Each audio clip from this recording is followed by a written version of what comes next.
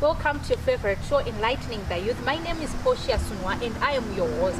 On today's episode, we are going to talk about peer pressure, and I'm joined by Brandon Matanire, and he is a nasty student. And oh yes, we are still in the mood of celebrating our first year anniversary, so it's a happy anniversary to us, Enlightening the Youth.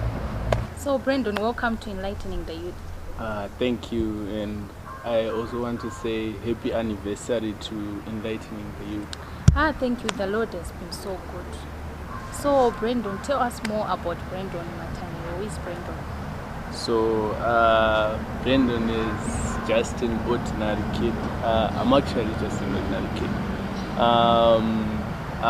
Actually, right now I'm attending my varsity at NAST, which is located in Bulawayo, and I'm also an entrepreneur. I have a small business that I have, which is called Design Addicts. We design posters, my flyers. We also do my business cards, and we also offer services such as printing, binding, and laminating. Okay, that's good. Yeah. So what is peer pressure? Okay, I believe that peer pressure, it's sort of, how can I say this? It's sort of like the pressure that you get from friends or the people that surround you. And let's say, for example, you're like me and you're just an ordinary kid and you come from a background, my pastors, and Saka peer pressure to me might be me having friends and then being surrounded by people that drink beer and Saka in the end I end up drinking beer because my friends drink beer and Saka, that's what I believe that peer pressure is. It's just the pressure that you get from the people that surround you. Okay, I remember in my high school everyone had a boyfriend, and for me it was pressure, if you know what I mean. Like all my friends had boyfriends and I didn't have. Okay, so how can one handle pressure? How do I handle pressure from friends or from the society? Okay, so what I believe is that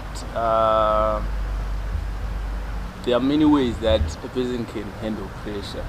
At our school, at my high school, I used to learn at Molele. There was a club that was called Peer Educators, and Saka, what they would do was they would educate people, and or my youth, they would like have them come into the club, and when they come, they would discuss my matters such as peer pressure or how to handle peer pressure, and they'd also have other subjects or other topics that they would discuss that us as youth actually have to tackle in life. So I think that one of the things that we could do to actually help my youth that would face this problem is to educate them. And for example, what you are doing at Enlightening the Youth, and Saka, being educated about peer pressure helps. That's the first thing. The second thing, I think that as a person, you should know that what other people think about you doesn't matter. And if you actually realize that at the end of the academic year, you're going to be alone, and you are going to be the one that's going to be collecting the results on your own, and you won't have your friends. Yes. And that would actually help in every decision that you make. And so realizing that you don't have, you won't die if you actually do what other people are doing, or if you refuse to do what other people are doing, you won't die. If you realize that, then I think you can. It could actually help in overcoming peer pressure, and so you should realize that whatever you do, and even if people say things about you, and you won't die. It's about choices. It's about choices. It's your life. You are the author of your life. Saka, you decide what you want in your life. And if you have taken that decision, and other people are going to talk, but it's going to be for a short period of time, and then they're going to forget about it. Maybe it's going to last 4 years during your high school years, or during that time period that you're going to be exposed to those people. But then everything is going to come to an end. And so if you realize that, and then I think it would actually help you with overcoming peer pressure. The second thing that you have to realize is that we are all going to die. All right. This sounds like a contradiction to my first point, but what I'm trying to say is that, like, in the end, you're going to die. So you can't live your life and live your life according to somebody else's rules. You have to create your own reality. Do what you want, what's good for you, and not what other people think is good for you. So that's what I also think you should do. You should just have a mentality that what other people say about me, and it doesn't necessarily have to affect you. You should be a person who makes his or her own decisions and not be influenced by other people. Okay, thank you, Brandon. You have mentioned that you are a pastor's kid. How is it for you, and what does the society expect from you, and your friends expect from you as a pastor's kid, and even the church? Being a pastor's kid, okay, let me start by telling you the story of how my mother became a pastor. Alright, not how, but it's something that just happened recently. So you can imagine, Koti, you had your mom and you talk about all the other things, everything, basically everything, and you were used to a certain character, and that your mother would portray. But then when your mother becomes a pastor, a lot of things start to change.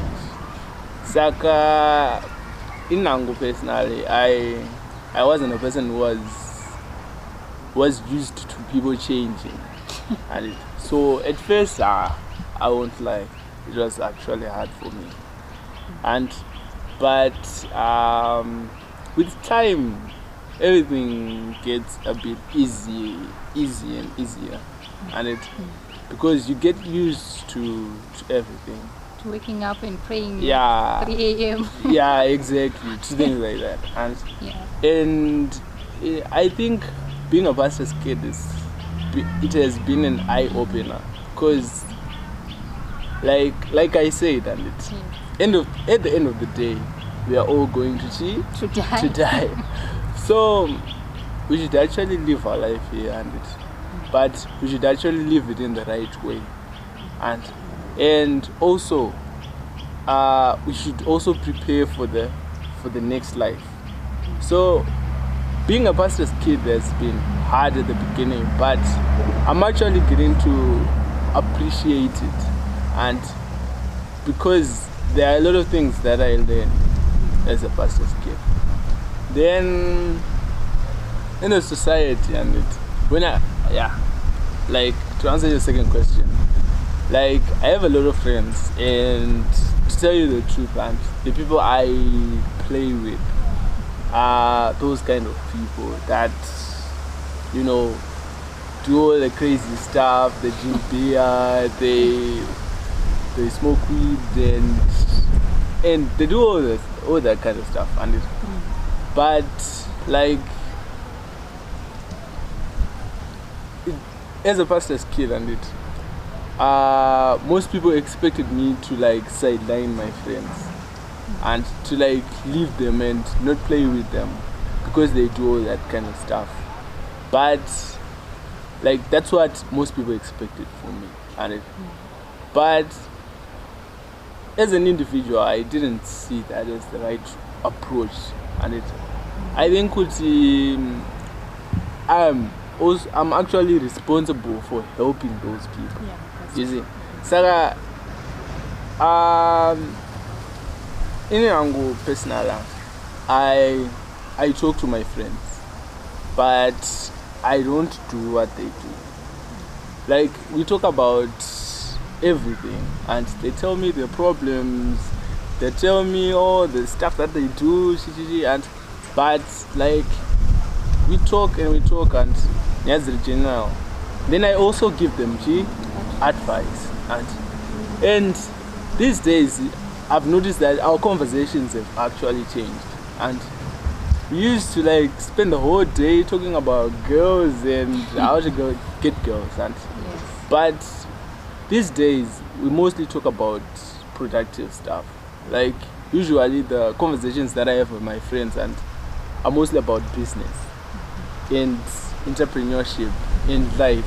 Like, we actually have those debates about life and our views on life. Saka, it doesn't necessarily mean that you have to leave your friends. You actually have to help them. The same thing, and that people would expect from a person like me and a pastor's kid, is that you be that person who's always on the pulpit, who's always preaching, who's always singing and reading the Bible, and of which, I'm not saying that I don't do that. And listening to gospel music. Yeah, that's what people think, but like, what I do want is that I do read the Bible, but it's not as people expect me. And also to preach on your status, Facebook, everywhere. Yeah, because you are a that's what pastor. people think. But then, like, as a pastor's kid, I help out in the way that I am able to help out in the church, like, in I'm into designing, and I design posters for my mother, for the church, and I design my invoices. I handle the design stuff of the church, and I also do deco on the Sunday, like before the services. I wake up and I do deco. Like, that's how I serve the Lord, and that's how I participate in the church, and some of the times I also preach, but it's not every time that you preach. Exactly, it's some of the times. So if you're a pastor's kid, doesn't necessarily mean that you have to be a pastor. You just have to help out in the way that you're able. If you love singing, then you should help out through singing. If you love designing, then you should help out through designing. Like, you should help out through what you enjoy most. That's what I think. But it doesn't necessarily mean that if you're a pastor's kid, you don't have to do pastor's stuff, like church stuff.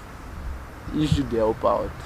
That's not what I was saying, but you should actually help out. So what do you say with a pastor's kid who vanoenda kudzimwe church kusiya church yawo yekumba kwawo achienda the other church? Is it good or is it bad? Okay, Saga. That's a really tricky situation.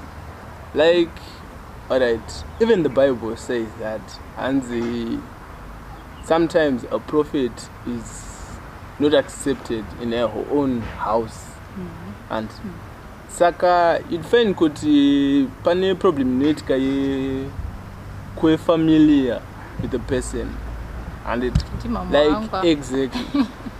Or you just used to that situation and go to ndi mama chikuitwa.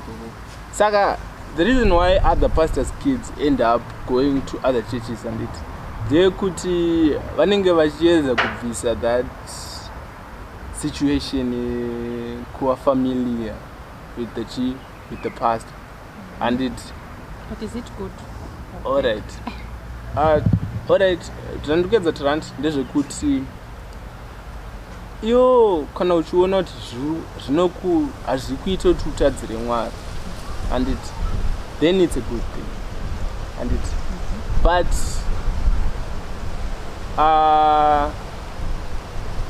to some extent, and if kana my reasons ako alright, to some extent I think it's good to be supportive and to help out, like to help out ministry yachona inenge ichiri kukura, kana kuti to help out even ministry yachona yakura iyoyo, like to be just there, and it helps for my pastors achona, my parents edu, and they feel kuti you have their back, and even the church members they will be influenced because vanenge vachiona kuti mai vane influence pane vana vavo, and vana vavo vari kuita zvinhu zviri right. Vakazoona vana vakubuda muchechi manje, and people vanoita mathoughts ayo kuti saka it means kuti there's something which is wrong, which is not right. Saka to some extent it's bad in a way, to some extent it's good in a way. Okay, so you have heard it yourself. Be supportive, be there. It means a lot to your parents. We will take a short break. Please stay with us. This is how we tie our new design, and this is mixed colors. You can see there's yellow and blue. So what we are going to do, this is how we do it. You have to make sure that the V is on the front. Then try to see that your hair is shaping nicely to give the fitting. So you can choose what you want. You can start with the yellow, you can start with blue, it's okay.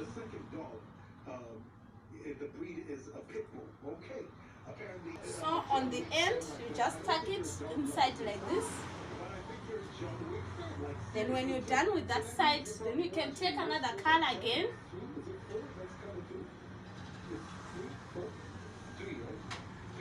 Then on the end, you tuck it again inside. That's how we do it, and this is our new design in stock. Oh, ladies, hurry. Welcome back to our show, and we are still talking about peer pressure, and I'm with Brandon Matanire. Brandon, welcome back. Thank you. Okay, so how do you manage your time as a student, as a pastor's kid, and as an entrepreneur? Okay,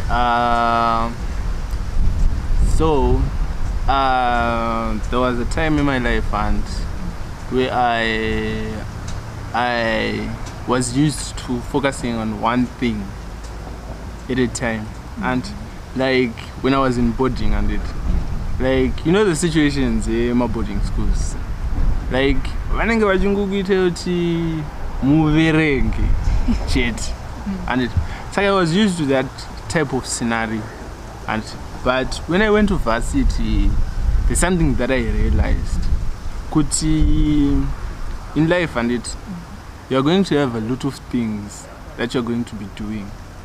Kuti nongoni kubasa, you're going to have a family, and you're going to have parents. Saka, you need to balance. You need to be able to balance it.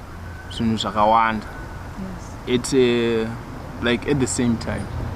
Saka, inini what I usually do and to balance my entrepreneurship, my business and school, being a pastor's kid is like when I wake up and I usually write a to-do list, like the things that I want to do in a day, and Saka, this usually helps me kuti select what's important from the things that zvinenge zvisiri of high priority in a day, and it because there's a certain person I can do that and the energy is like money, and you should know when to invest your energy. Saka panotanga day rangu ndonyora to-do list. Yeah, the things that are most important zvandofana kuita, and it saka I make sure ti ndanyora zvinhu zvanda kuita zvine something to do with the business, and then I write a to-do list in something to do with the schoolwork, and it then every day manero, and it we gather as a family, Kumba and Namama, my sisters and my brothers. We gather as a family, and it then tineka program kedu katakatonyora keguti, like let's say Monday tunaita a Bible discussion, Tuesday and it tunaita my sharings and testimonies, Wednesday tunaita my prayer requests, Thursday panaitwa solid preaching, Friday panaitwa a random discussion. We'll be discussing about life, like to discuss peer pressure, and then Saturday tonight intercession in church, and it then Sunday we do praise and worship. Saga, that's the time that I get, and it could indeed say to discuss about the word of God every day with my mother and my family and my dad also, and Saka. If you say, and that's ikaportion kako do kandiendirichi PK kana fastest kid and it then I pa nezvimwe zvandi I usually read kubva kuma 5 kunobata chi kuma 9 ndo patinotanga ma prayers edu ya. Then the business I do it during the day. Uba maxen na 900 kunosvika chi na 5 ipa ndichimbotoro tuma breaks tokudya exactly. Saka that's how I usually manage my time. Okay, I'm sure you have heard about enlightening the youth. What do you think about enlightening the youth? Is it helpful to the youth, or what do you think about it? Yeah, I've heard about enlightening the youth, and I think it's a really helpful program, and because it provides a platform for my youth to learn about the things that we actually face in lives, and it like I've seen a couple of episodes by YouTube, and I'm actually a subscriber for YouTube. There are many people that come on the platform, and but you discuss how they handle their lives, and also my problems I want to face, and it's in the different topics that are discussed there. And I think it's actually something you could. There are actually some points and purple that could help a person, and so I think enlightening the youth is a very helpful program. Okay, thank you. Any advice to the youth out there, Alright. I have a lot to say, but Django. So to the youth out there, and I think if you look at the era that we are living in, and is an era of good employment, and it can provide enough for, like, employment is not something that will make you rich, and there are a lot of people with the mentality kuti ngenda kuchikoro ndonoshanda, and ndikashanda nepay yangu iyoyo ndoita sei I will be rich, and but I think kuti age yatave isusu is now the age of entrepreneurs. Saka what I would advise the youth of today and is to learn a lot about finances and how to handle money, and because the people that are rich in this society are people that are able to handle money, and Saga, the first thing that I would advise them is to learn about finances. And the second thing that I want to advise them is to try to start investing at an early age. And for example, Not to invest in chicken slice. Exactly.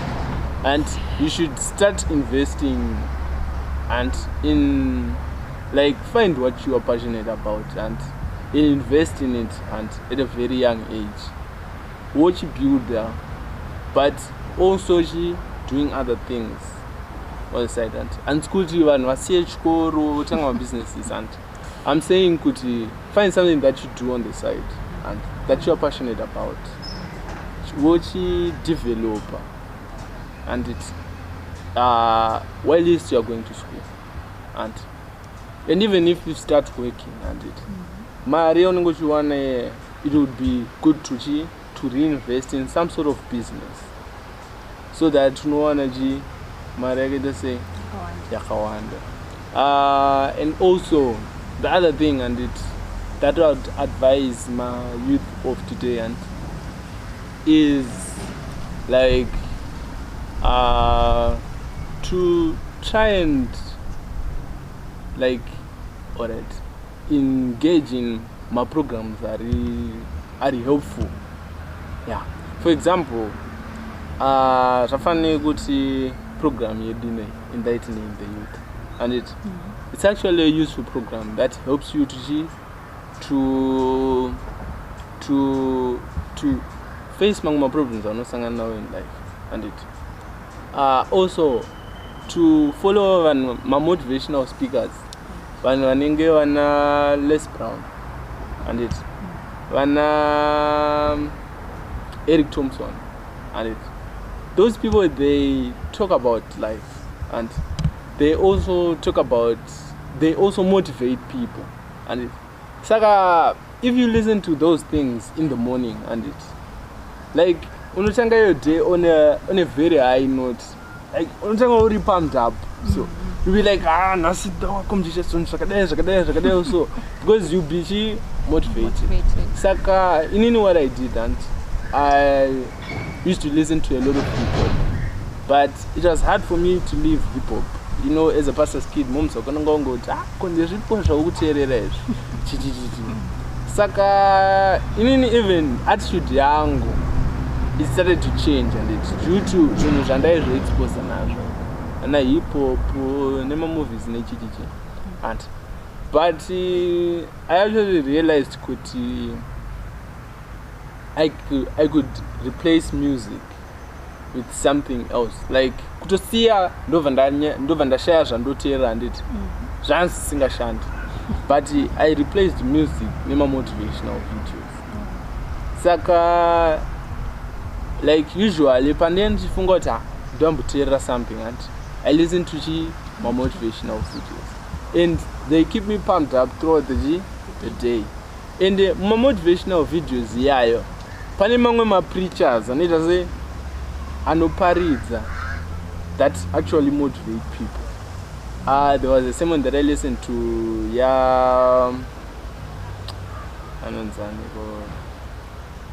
I forgot the name of the preacher, and but like I told my words of power. Saka, listening to my motivational videos and also my preachings, it actually helps and in a person's life. So I think semi youth, we should mind the things that we expose ourselves to.